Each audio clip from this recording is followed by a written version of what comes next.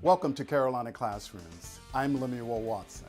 You know the value of a college degree. Earning one of these may help you find a high-paying job, but these degrees can come with a high price tag. How do you decide how much school you need and how do you pay for it? Over the next hour, we'll hear from college admissions and financial aid professionals from across the state of South Carolina with advice on navigating the process to help you make college affordable. After the program, these segments and additional information will be posted on our website, carolinaclassrooms.org. If you have questions, each of our professionals will share their contact information and websites as well. Scott Verzal is the Vice President for Enrollment Management and Dean for Undergraduate Admissions at the University of South Carolina. He spoke with us about the college application process. What is the process that I think most college students will have to think about and go through with their parents this year? Sure. So starting really in the senior year of high school, students, it's when they start to apply to the colleges that they're interested in attending. And so now's the time for the current high school seniors to think about which schools they're going to apply to. And it should start with a conversation with their parents or coaches or teachers or counselors to sort of narrow that list down to the list of schools that they would want to apply to and gather the information they need to start making their application. Okay. So would this also apply to non-traditional students who are thinking about application to colleges and universities? Sure. So there are many different pathways, many different kinds of institutions, and for students at all different levels and phases in their educational career. So when we think about non-traditional or post-traditional students, sometimes those are adult learners returning to school after maybe a period of time in the workforce, or students who never went to college but now decide that that's what they want to do. So typically most colleges and universities intake their students in the fall, but you can start college any semester that the university takes in a new enrollment. Sometimes that can be in the spring or in the summer. So what's the process a student should go through from start to finish here for admissions? So if you're looking at a typical high school student, what they would normally do is they would take an appropriate high school curriculum of courses. And if you're a student in South Carolina, the Commission on Higher Education has on their website a list of the recommended college preparatory curriculum that they expect students to take in order to be college ready.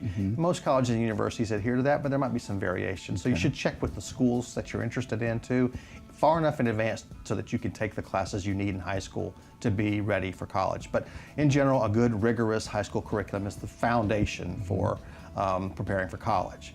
And you want to do well in those academic courses. Also, students need to take a standardized test, and they can take the SAT or the ACT. Either one are accepted by most colleges and universities. And they should take that at least once and maybe twice, or sometimes a third time if they aren't happy with their score. And that'll give them an idea of the kinds of schools they might be competitive for. So write high school courses, a good strong GPA, and then take the SAT or the ACT. Those are the preparatory things you need to do. Once you've done those things, then you start making your application. You fill out the application to the schools that you'd like to consider attending. Okay. Are most applications online, or do you fill them out and put them in the mail or drop by? Or most applications are now online, and there are some common applications that many schools use the same version, like the Common App. That's one you'll hear of. There's another one called the Coalition App, which is relatively new. That's also, there are about 100 different colleges and universities that will take the Coalition App. And then schools do have their own online applications that you can fill out on their university websites as well. So is the Coalition application one where if I fill it out, then I could apply to multiple checkbox and they go to various institutions? That's the way it works for the Common App and for the Coalition App. When you fill out, most of the information, you fill it out one time, and then you can indicate the colleges that you'd like to have that application sent to. So you can apply to multiple ones at the same time. Should students be applying for a college that they're not sure if their scores will get in? I mean, should they shoot for pie in the sky, and how would you advise them? So the admissions process is not always clear. And so sometimes you think you might be admitted, sometimes you might not, and each year competes against itself for a lot of schools, so it's very difficult to predict who's going to get admitted to what school. So we tell students you need to have options, and so you should apply to more than one school. Don't put all your eggs in one basket. You need to be realistic about the kinds of schools that you would be eligible for, but it's a good idea to have some stretch goals out there as well. So I typically advise students to apply to at least 3. And students today are applying to more and more schools. They're being careful consumers, but 3, where you'd have one school that you're very confident you're going to get admitted to that school, then one that's sort of a solid school, and then maybe a stretch school that if you could get into that one, it might be a little bit of a outside chance, but a school that you like to go to. That's pretty common. But nowadays we're seeing students apply to 5 to 7 schools on average, whereas in the past might have been only 3. It's really up to the student. I think if you apply to more than 7 schools, you're probably going a little far, a little excessive there, maybe a little more homework and research on the front end to narrow that list down is a better idea, but you do want to give yourself some options. Okay. And are there still fees to applications when you fill out those? Yeah, there is a cost to apply, and the cost can vary from school to school, but usually it's somewhere in the range of $30 to as high as maybe even $100 per school. And it can get quite expensive. The more schools you apply to, the greater the fees you'll pay. And I would encourage students that are eligible for fee waivers to look into those as well. Students can obtain application fee waivers from their high school guidance counselor. There are several that are available out there that they can obtain, and universities honor that. So if a student can't afford to pay for the application fee, the fee waiver helps offset the cost. If you had to advise students on 4 particular things to look for a good fit in order to go to college and where to find their right college, what would you advise them? What are your top 4 things that you would think about? So the most important thing is the program of study. Does the school have what you want to study? Sometimes students don't know what they want to study, so that can be a tough question to answer if they're not quite sure yet. But if it's not clear to them, then they need to go to a school that has enough options that they think they could find their niche there. And if they don't know what that niche might be, that the school has the resources available to help them figure that out while they're there.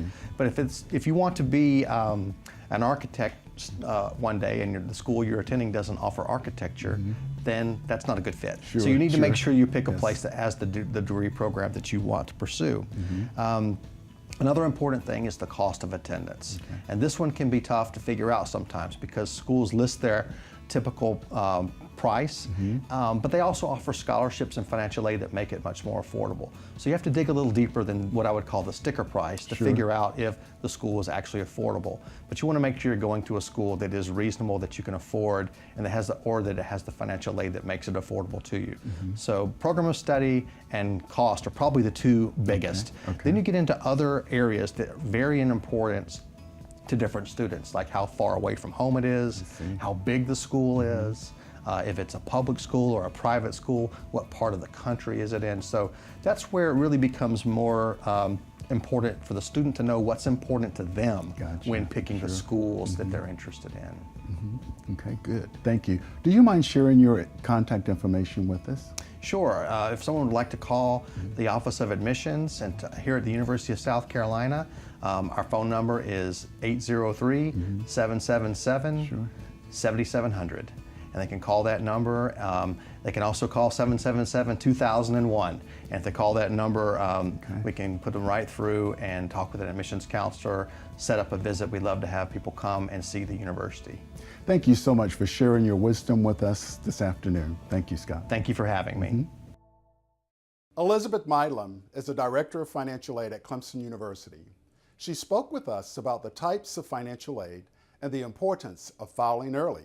The FAFSA is the free application for federal student aid, and it is the foundation. It is the key that opens the doors to all different types of financial aid, including federal loans, federal grants, federal work study, state grants, and it's used to determine the need for need-based scholarships. It's an online form. Most families can do it in about 30 minutes, so it's nothing to be intimidated by. There's a tool inside the FAFSA called the IRS Retrieval, and you can actually link to the IRS, bring that data into your FAFSA, and that's great for several reasons. First of all, it makes it easier. You're not having to do line-by-line questions. Second, it is almost impossible to make a mistake because it's coming straight from the IRS. And third, it's encrypted, so it's safer. So we encourage everyone to use the IRS retrieval.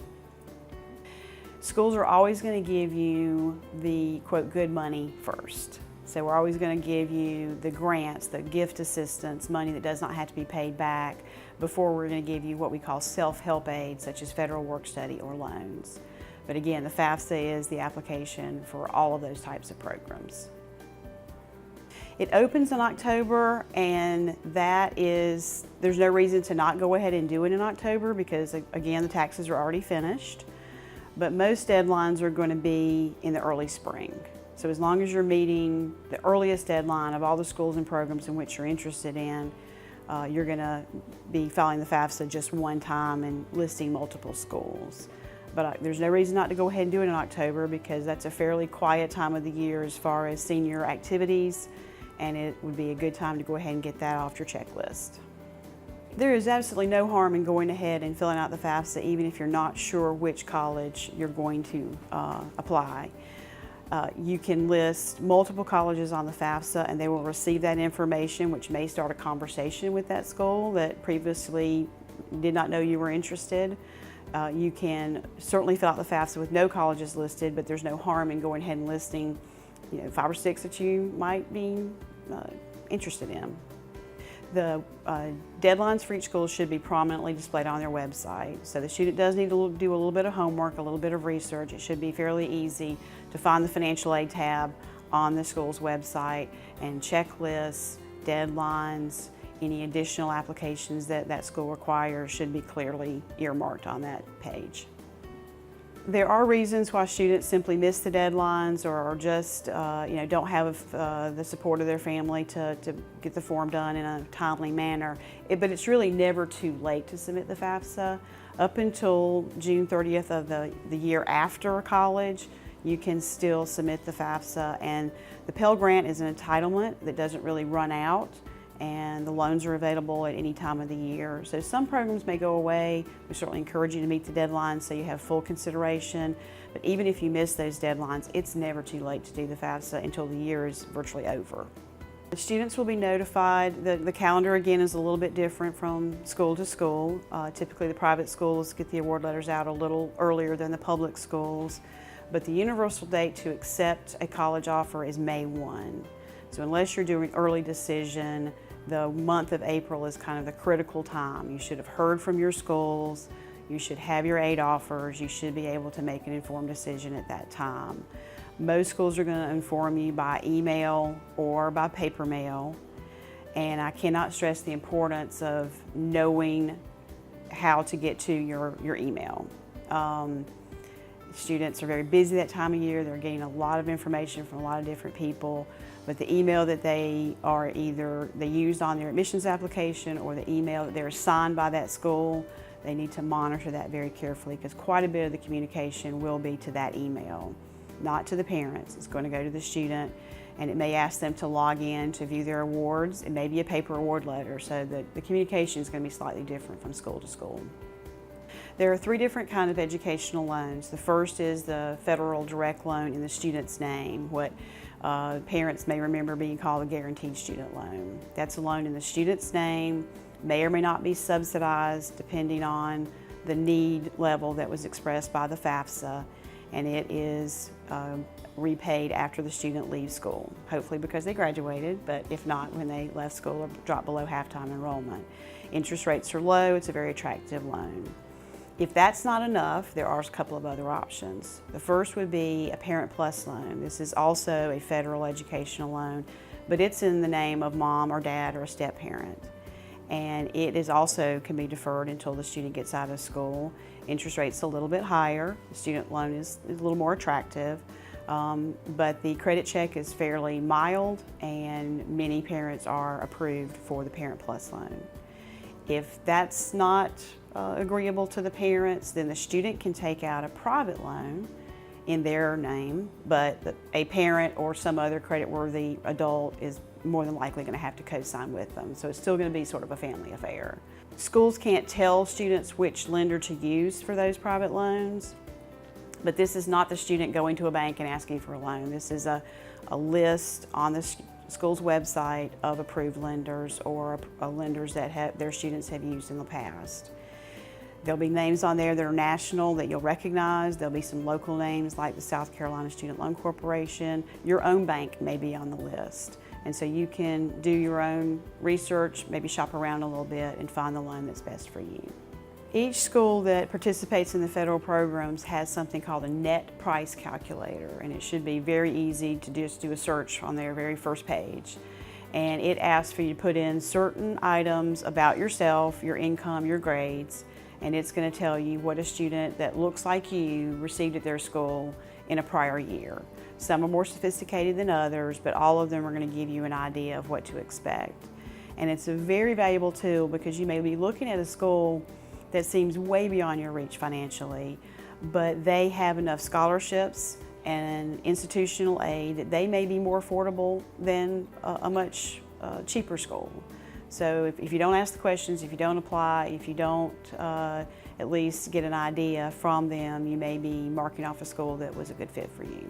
Because the year we use on the FAFSA is already fairly dated by the time the student starts schools, we get a lot of questions about, that's not what my income is anymore. And so if you have a situation where in the year that was on the FAFSA you were married and now you're separated, divorced, or widowed, or if you've lost your job, then that is definitely something that you need to talk to your financial aid office about.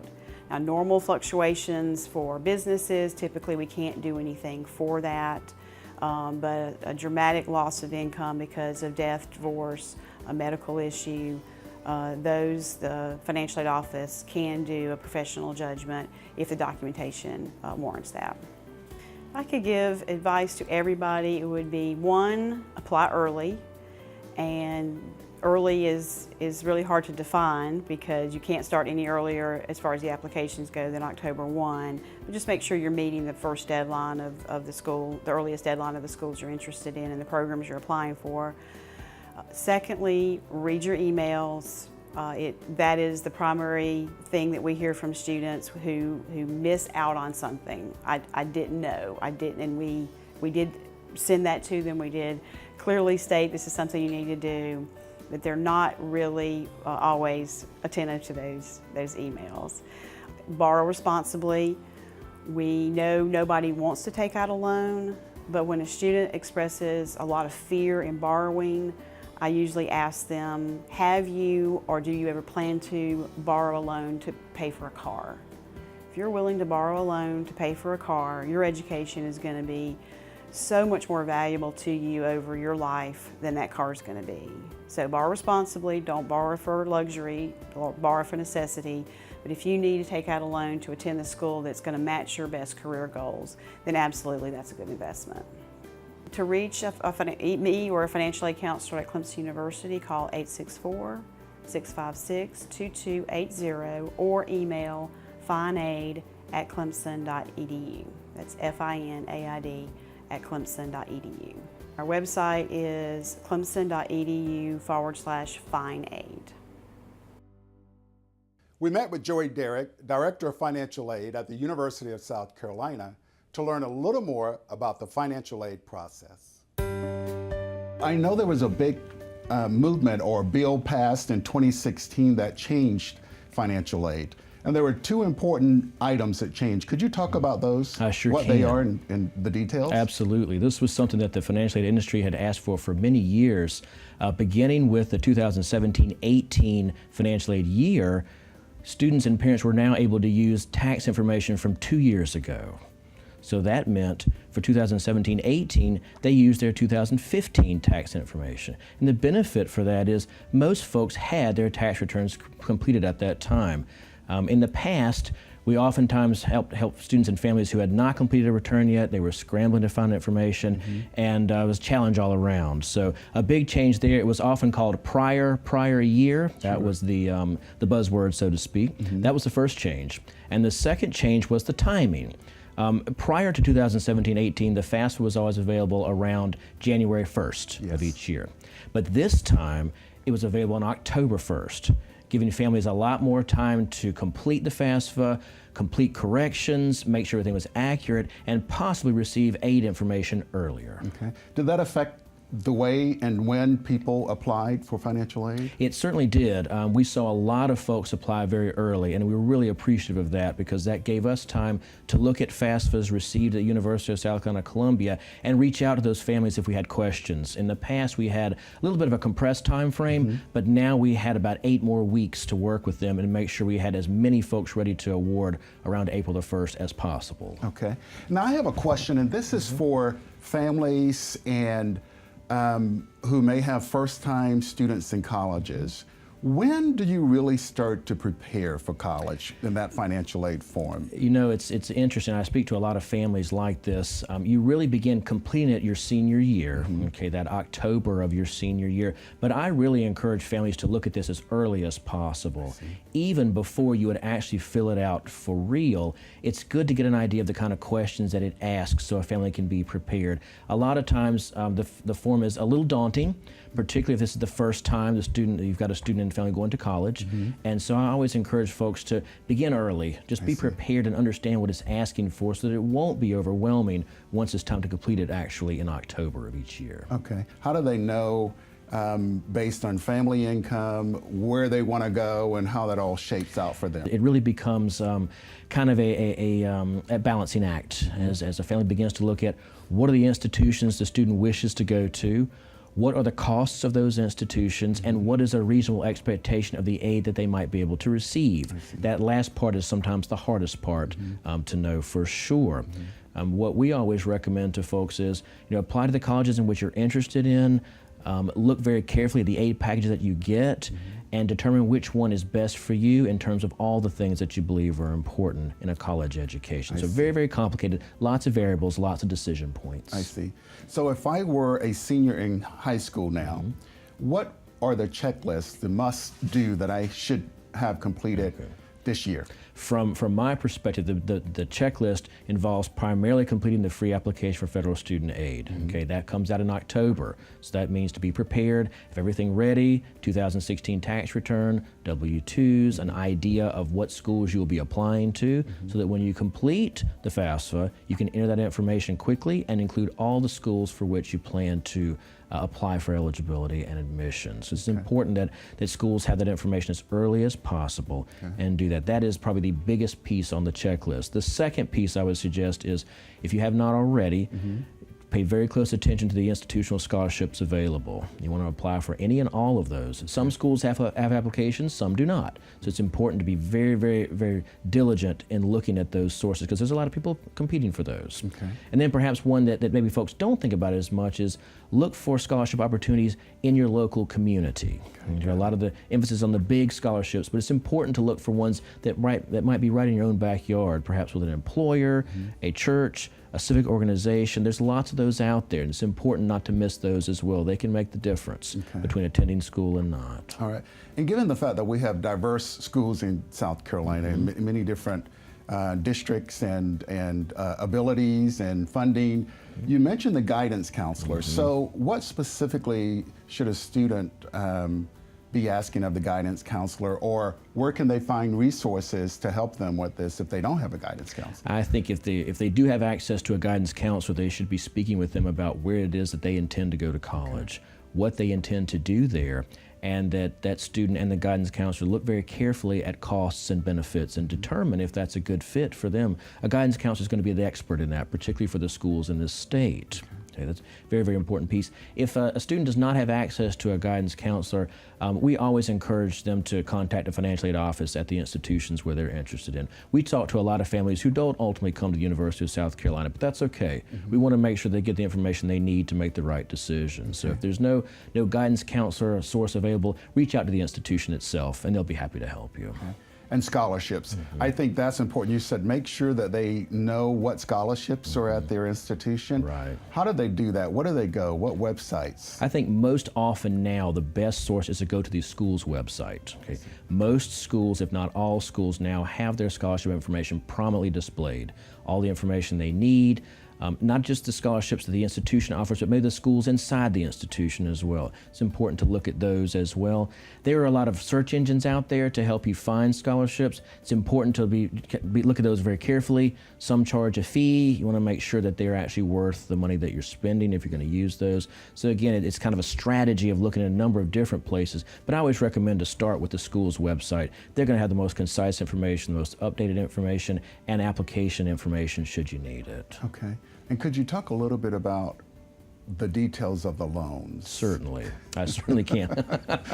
So a lot of publicity around loans these days. Okay, so the truth of the matter is that for a lot of families, some responsible, intelligent borrowing is just a fact of reality to earn a degree from an institution.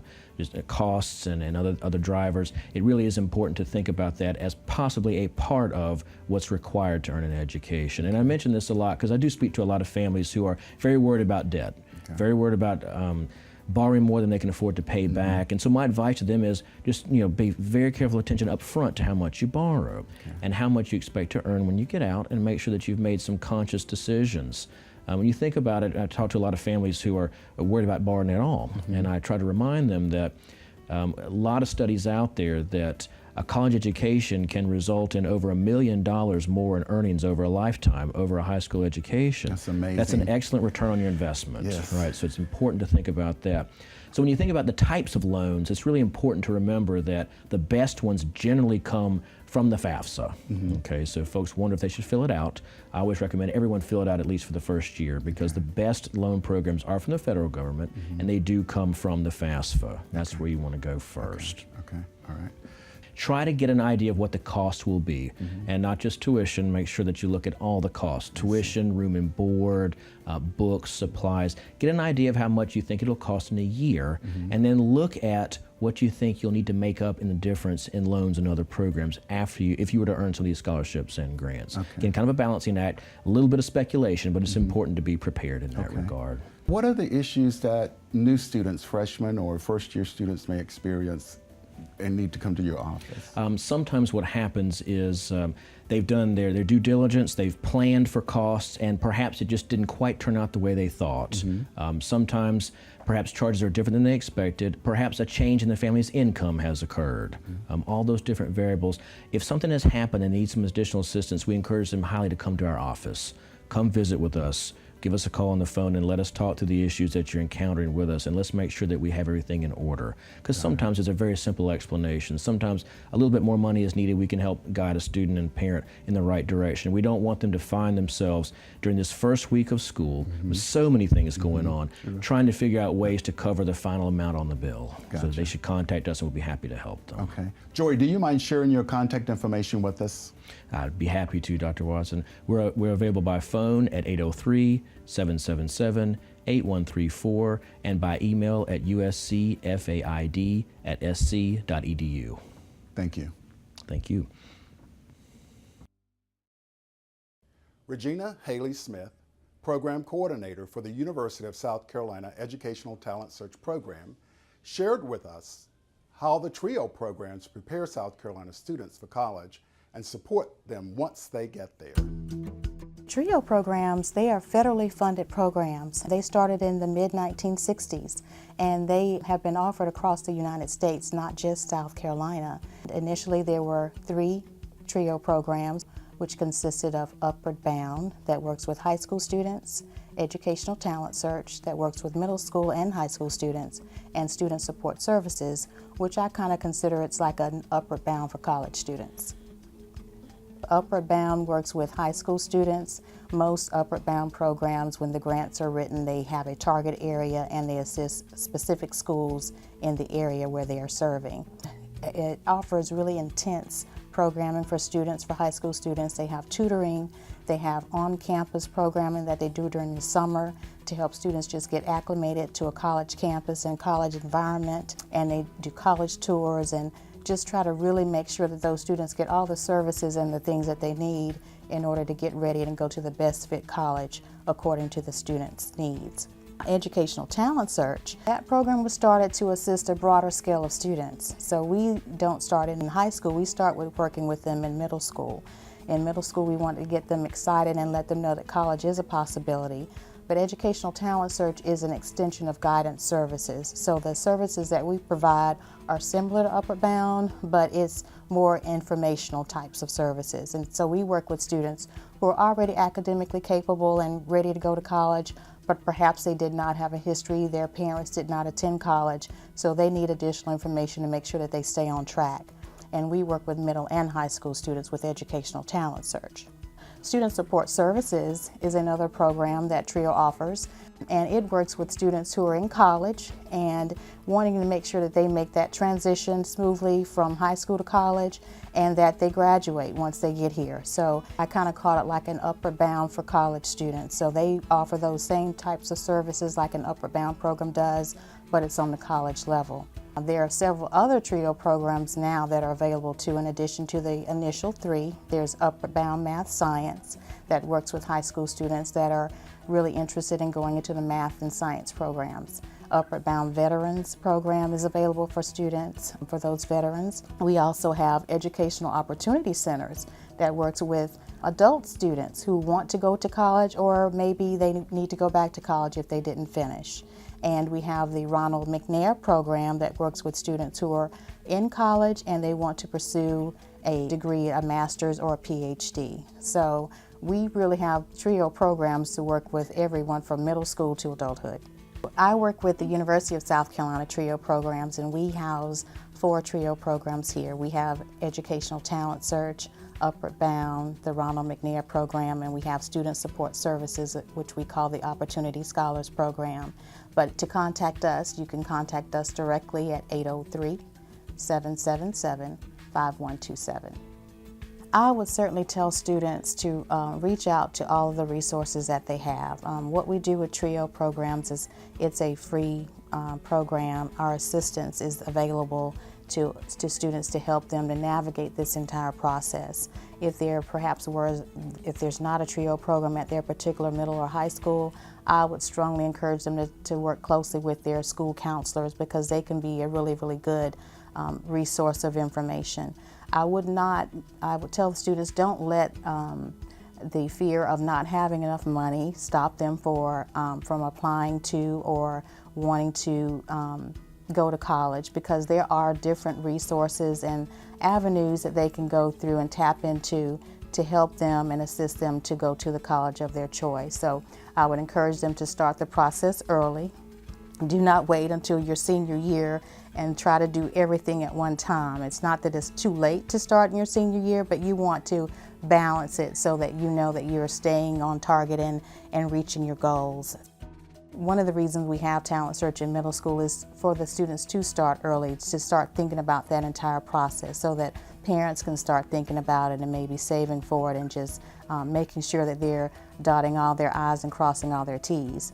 But it is not out of reach. It is a possibility, but you just need to make sure that you're staying on track and you're doing what you need to do to apply for what you need to do, and do it on time. I would tell them to start the process early.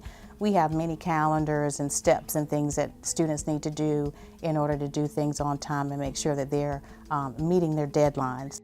One of the reasons why a lot of our students sometimes do not or aren't able to go to college is that they miss the deadlines. And that's so very important that they do a lot of these things on time, and they are very cognizant of that. And as long as they can do those things and stay organized, college is definitely a possibility. Katie Harrison is the Executive Director of the South Carolina Tuition Grants Commission. The Tuition Grants program started in 1970 and is the longest serving state grant program in South Carolina. It was created to provide tuition grant assistance to students who chose to attend an eligible private or independent college in the state of South Carolina. Funding for the Tuition Grants program is appropriated annually through the South Carolina General Assembly through the legislative process. The General Assembly in South Carolina has been very supportive of the Tuition Grants program and all other state aid programs throughout the years, even during difficult budget times. So we do like to take the opportunity to thank the General Assembly, all state representatives and senators, for their support of these essential financial aid programs throughout the state of South Carolina, and we encourage our recipients to do the same. There are 21 participating colleges. They are all independent private colleges throughout the state of South Carolina. They're in all geographic areas and serve different types of populations. A list of those participating colleges can be found on our website, sctuitiongrants.org. To be eligible for the tuition grant, a student must be a full-time undergraduate student seeking their first undergraduate degree. Students must also be South Carolina residents. It's very important that when they complete the application that they answer all the residency questions correctly so that we can determine their residency status.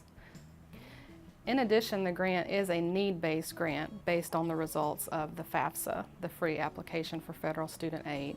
So in order to qualify for the grant, the student, in addition to being a resident and enrolling full-time at a participating college, must also show financial need as a result of the need analysis completed through the FAFSA process. State law does require that tuition grant recipients be held to certain academic standards in addition to being financially eligible for the grant. Incoming students may meet the academic requirement in one of 4 ways. They can either graduate in the top 75% of their high school class, or graduate with a 2.0 GPA on the South Carolina Uniform Grading Policy, or earn at least a 900 SAT on the critical reading and math components, or earn a 19 on the ACT. Once a student has enrolled at an independent or private college or university, to continue receiving the tuition grant, they must earn or pass at least 24 semester hours in each academic year, and they must also be meeting the satisfactory academic progress requirements at their individual institution. The application for the tuition grant is the FAFSA, the free application for federal student aid. The FAFSA serves as the application for all federal and state programs which a student may qualify for. The FAFSA does need to be renewed each year. So just because you're an incoming freshman and you complete the FAFSA doesn't mean that you'll continue to receive the aid every year. In order to do so, you do need to complete the FAFSA each year as soon as you can when it becomes available. The amount of the South Carolina tuition grant can vary depending on certain criteria, including the student's financial need, their program of enrollment, overall funding received from the General Assembly for the program, and the total number of eligible students who apply each year. The current maximum grant amount for the tuition grant is $3,200 per academic year. The students can receive up to that amount if they meet all the eligibility requirements and have the financial need. In addition, the tuition grant can be used in combination with other aid programs the student may be eligible for. That includes federal, state, and institutional aid programs. So if a student qualifies for one of our state merit scholarships and is also receiving institutional aid or federal student loans, they may also continue to qualify for the tuition grant as an add-on to those programs as well, and it becomes a part of an overall financial aid package at the institution. The tuition grant can only be used to help offset the direct cost of tuition at participating colleges. Once the college verifies the student is a full-time student and meets all the other eligibility requirements, the funds are sent directly to the institution in the student's name. Those funds are sent electronically by our agency through the State Treasurer's Office and are applied directly to the student's account at their institution. There is an absolute deadline for the tuition grants program through the state. That deadline each year is June 30th, and applications cannot be considered after that date. Students should keep in mind that the institutions where they plan to attend may have earlier deadlines for their own aid programs, and they would want to default to the earliest deadline possible. Another piece of advice is for students to make sure that they check the email account frequently that they used when completing the FAFSA. The Federal Department of Education or the institution may have additional requirements that need to be completed once the FAFSA has been submitted, and it's very important for students to complete those additional requirements if needed as soon as possible after the FAFSA is completed. For more information about the South Carolina Tuition Grants Program, please visit our website at sctuitiongrants.org, or you may call our office at 803-896-1120, or by email info@sctuitiongrants.org. The Commission on Higher Education is a valuable resource for students. The CHE staff stopped by our studios to talk with us about programs that help students apply for and pay for college. The Commission on Higher Education is a coordinating board that serves the 33 public institutions in the state. It was established by the General Assembly in 1967. The Commission on Higher Education is actually a promotional agency. We advocate for access, affordability, and excellence among the state's colleges and universities through coordination, advocacy, and also oversight by the General Assembly. There are 5 programs on scholarships and grants administered by the Commission on Higher Education. The Life Scholarship Program that began in 1998, an earlier program called the Palmetto Fellows Scholarship Program started in 1988, and also shortly thereafter the General Assembly approved the South Carolina Need-Based Grant, the South Carolina Hope Scholarship, and also the Lottery Tuition Assistance Program. There are 106,000 students around the state who are attending our state's public and private institutions who are participating in the state scholarship and grants program.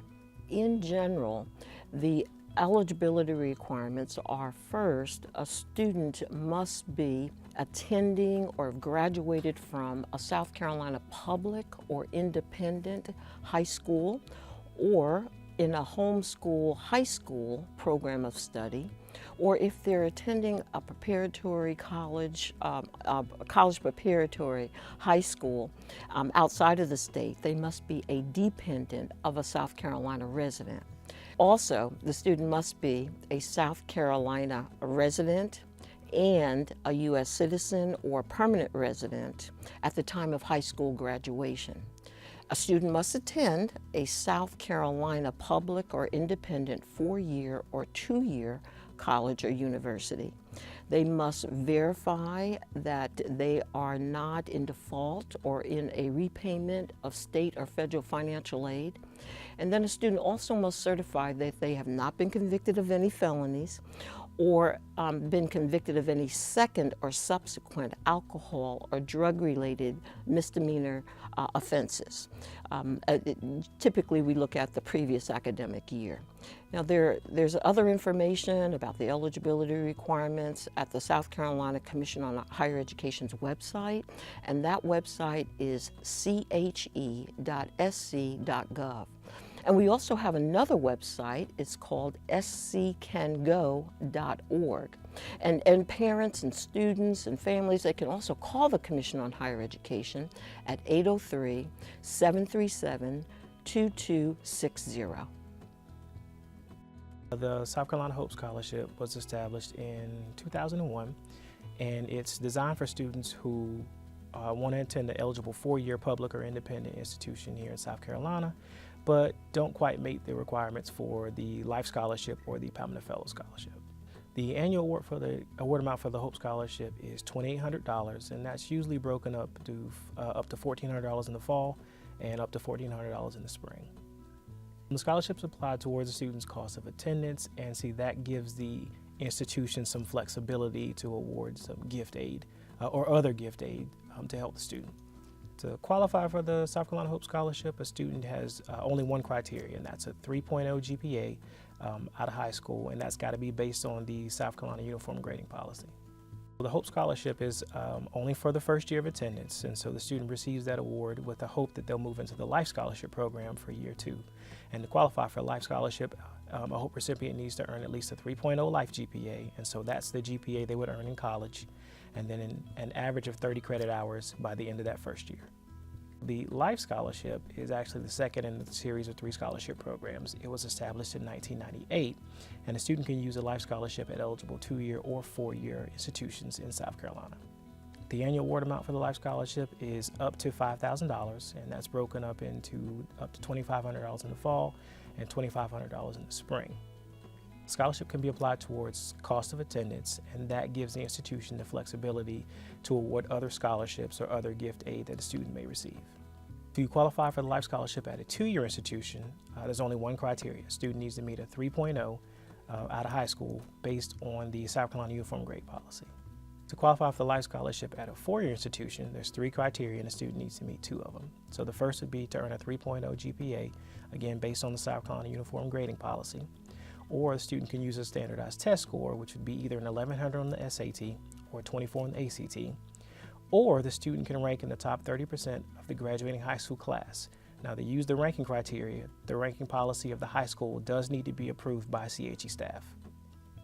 A student can earn the Life Scholarship while they're in college by earning a 3.0 Life GPA, and that is the cumulative GPA of college work, and by earning an average of 30 credit hours for every year that they've been in school.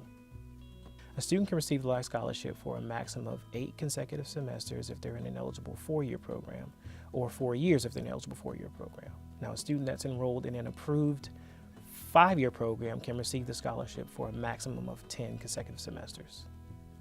The Lottery Tuition Assistance Program is a grant program designed for use at eligible 2-year institutions in South Carolina. Now, that would include the 16 technical colleges in the technical college system, the 4 regional campuses of the University of South Carolina, and Spartanburg Methodist College. To qualify for lottery tuition assistance, a student simply needs to be enrolled as a degree-seeking student at an eligible college and complete that free application for federal student aid or a FAFSA waiver. The annual award amount for lottery tuition assistance can vary based on the number of students in the program, but for the upcoming fall term, the award amount is $1,140 for a full-time student, and that's 12 hours, or that can be broken down to $95 per credit hour for a student that's enrolled in a minimum of 6 credit hours.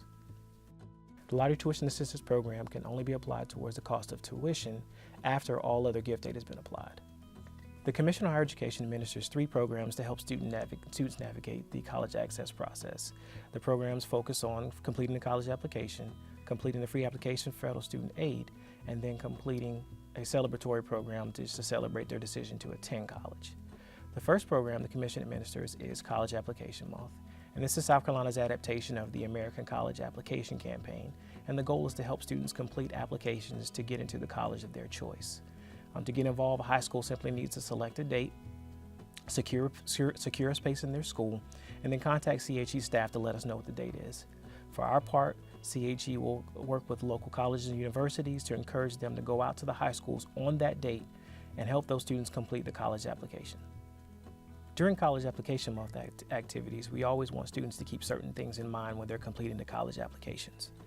Number 1, they should have key information available that they would need for the application. Different applications will require different things, but most of them require the social security number, and then for the student to create an account to create a sign-in and password.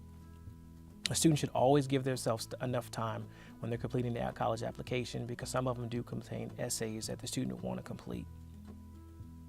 There's also residency sections on most of our South Carolina applications so that they can determine themselves to be a resident for tuition and fee purposes.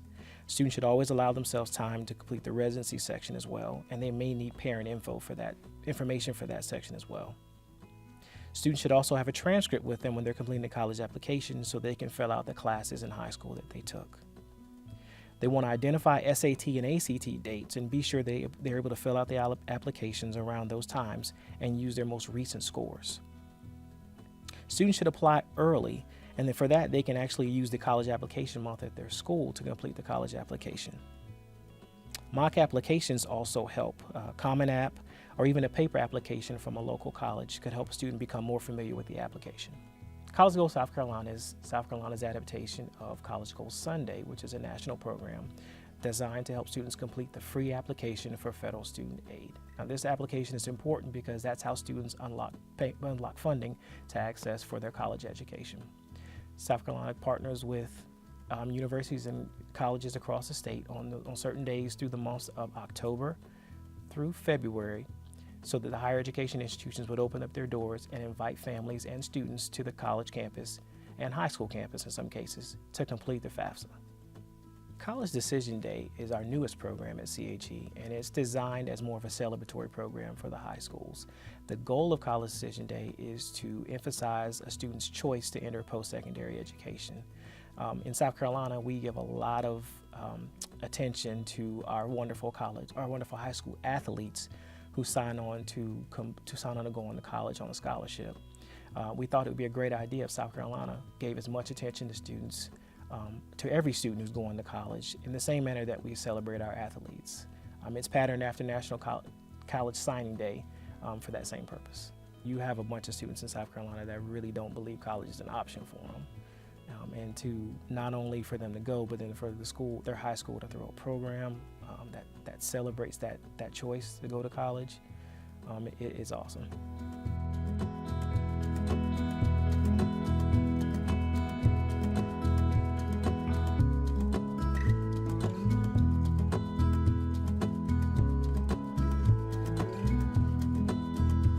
The Palmetto Fellows Scholarship was established in 1988 by the South Carolina General Assembly in hopes to award the best and brightest in the state. The Palmetto Fellows Scholarship is the only merit-based scholarship that has an application. It needs to be completed by the high school counselor during the student's graduating year. A Palmetto Fellow does have to be at a four-year institution in order to be awarded.